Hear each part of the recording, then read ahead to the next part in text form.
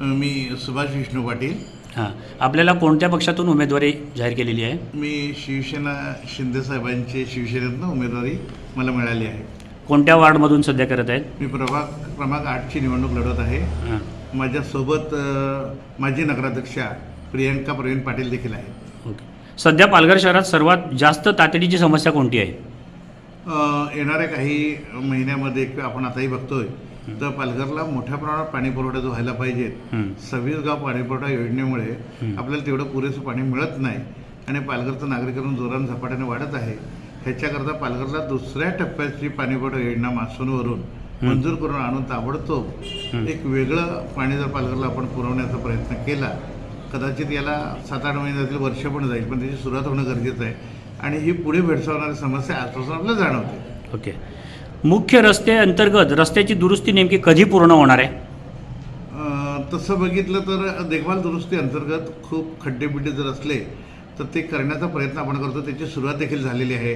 पण ह्या मानाने जर यंदाचा जर जोरात पडलेला पाऊस महाराष्ट्र राज्यामध्ये आपण बघितला तर त्या मानाने मी अनेक नगरपालिका फिरल्यानंतर सुद्धा मला पालघरमध्ये खूप कमी खड्डे दिसले. तरी देखील ते नागरिकांना अपघाताला कारणीभूत ठरू शकतात. म्हणून ते तातडीने बुजवण्याचं काम करा असं सुचविल्यानंतर त्याचं काम चालू आहे आणि आपण पालघरमध्ये ते बघाल देखील की खड्डे बुजवतील की हे बघण्याचा आम्ही नक्की प्रयत्न करू. नागरिकांसाठी सामाजिक उपक्रमामध्ये तुम्ही सक्रिय आहात का?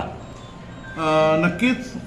मी गेली 5 वर्ष आता देखील जे नगरसेवक पद भूषविलं त्यावेळी नागरिकांमध्ये आपण जर समन्वय ठेवला नाही, त्यांच्यामध्ये आपण नसलो तर त्यांच्या मनातल्या कल्पना आपल्याला कळत नाही. खरं तर सांगा तुम्ही करू आम्ही असं माझं मत आहे. म्हणून नागरिकांमध्ये आम्ही सतत राहतोय. त्यांनी सुचवलेली कामं देखील आपण करून त्याचा पाठपुरावा करून करण्याचा प्रयत्न केलेला आहे. पालघरच्या भविष्यासाठी तुमच्या प्राधान्यात कोणती कामे दर्जेदार आहेत आणि कोणती कराल? पालघरला सुरुवातीला ज्या वेळेला डम्पिंग ग्राउंडची आवश्यकता होती त्यावेळेला एकता परिषदेचं आम्ही काम करत असताना आम्ही डम्पिंग ग्राउंड निर्माण केलं.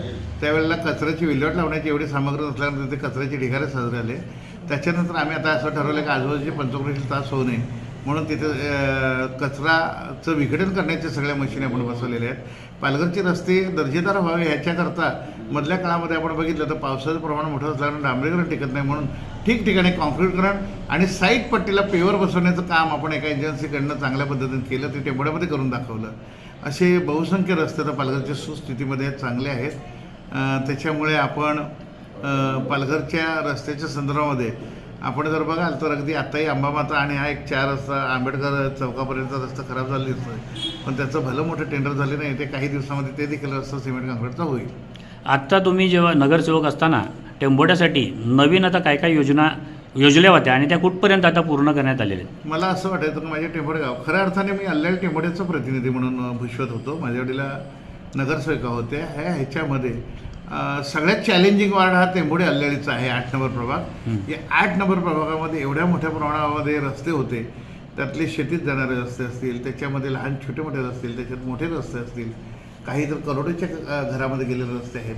पण हे रस्ते आणि त्याची समस्या कायमस्वरूपी असल्या पाहिजेत आणि रस्ते बांधताना आपण त्याला गटार देखील घेणं गरजेचं आहे. या सगळ्या गोष्टी लक्षात घेता जवळजवळ माझ्या अल्ल्याळ टेंबोडे प्रभागातले सगळेच रस्त्याची कामं मी हातात घेतली आणि ती पूर्ण करण्याचा प्रयत्न केला. अगदी काही याचं वर्क ऑर्डर माझ्याकडे आहे.